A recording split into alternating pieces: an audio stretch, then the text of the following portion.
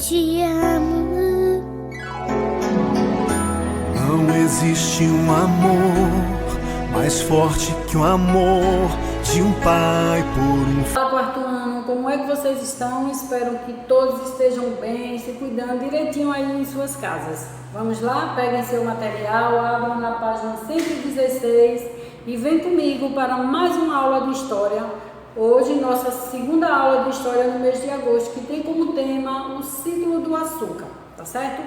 Então, a história do Brasil e a história do açúcar se cruzam desde o século XVII.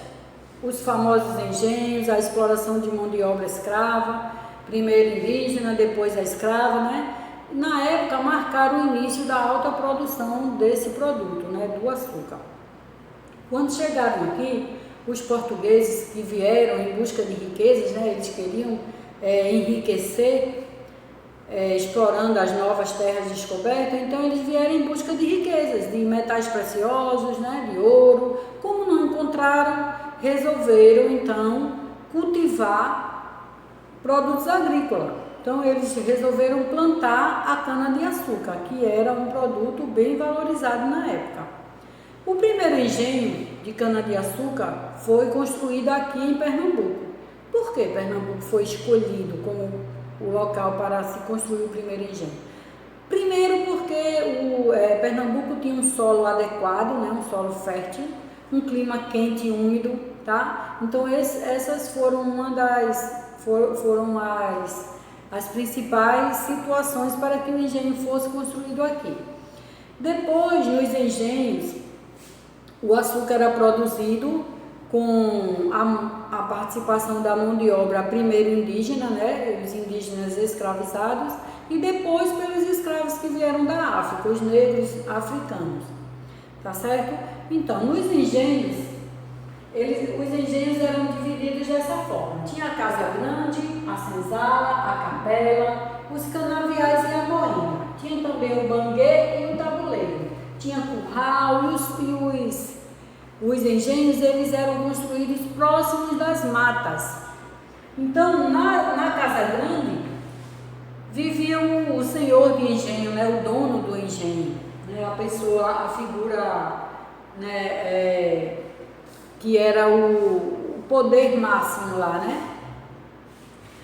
Na senzala viviam os escravos, tinha a capela, né, que é a igreja, os canaviais, que eram a plantação de cana-de-açúcar, e a moenda, que era onde se tirava o caldo da cana para a fabricação do açúcar. O banguê e o tabuleiro eram instrumentos que serviam para o transporte da cana-de-açúcar. O curral, onde ficavam os animais, que eram usados no transporte desse produto. E os engenhos, eles eram construídos próximo às matas, né? A Mata Atlântica, ela foi bastante devastada nessa época, né? Desmatada, para que tirassem a lenha para usar nas caldeiras, onde era aquecido o mel da cana, o melaço, né? Para a fabricação do açúcar, tá certo?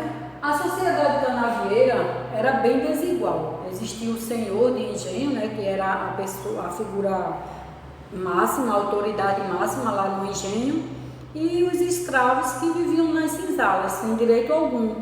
Os escravos e os feitores, ainda tinha os feitores que viviam lá com os escravos, que era para poder administrar o trabalho no canavial, vigiar os escravos de perto, para que eles não fugissem, não fizessem corpo mole no trabalho, ficar com preguiça. Não existia essa possibilidade. Tinha sempre alguém de olho lá, e caso a coisa não funcionasse como deveria, os escravos eram castigados, tá certo? Então, assim foi o ciclo da cana-de-açúcar na época. Hoje em dia, com o uso das tecnologias e a evolução, né, do mercado no país, muitas fábricas já se especializaram, né, nesse processo de produção do açúcar. Como, por exemplo, hoje eles prezam pelo aproveitamento de toda a matéria-prima, né? De todo o processo da produção de açúcar. Tudo que vem da cana é aproveitado, porque o açúcar a cana ela não serve só para fabricar o açúcar que adoça os alimentos, ele também é produzido, o açúcar também serve para, ele é utilizado, né, na produção, ele é utilizado como combustível, né, a fabricação do etanol, né. Então, assim ele se dá esse processo de aproveitamento, né, de aproveitamento de toda a matéria-prima extraída do canavial. Hoje já é bem mais moderno o processo, não mais utilizando a mão de obra escrava do passado, tá certo? Então leiam lá o conteúdo da página 116, realizem a atividade, mandem as fotos, tá certo? Que eu vou estar lá corrigindo as tarefinhas de vocês. Se tiver alguma dúvida, me procura lá no grupo, tá bom? Uma boa semana de estudo, boa aula para vocês e até. Papai, eu te amo.